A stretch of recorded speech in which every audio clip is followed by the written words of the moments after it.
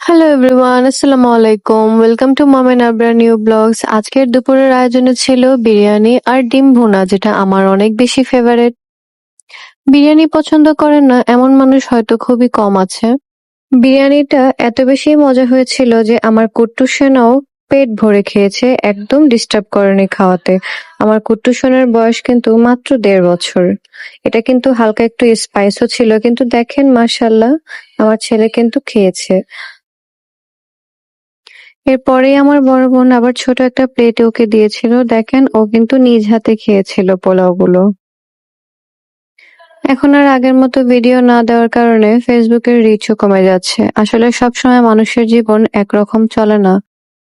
যারা সবসময় নিজের কাজগুলোতে অ্যাক্টিভ থাকে আমি তাদেরকে সেলিউট দিই। আসলেই তারা অনেক করতে পারে।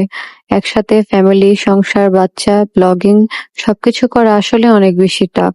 আজকের ব্লগটা এখানেই শেষ করছি। দেখা হবে আগামী কোনো পর্বে। সেই পর্যন্ত আল্লাহ হাফেজ।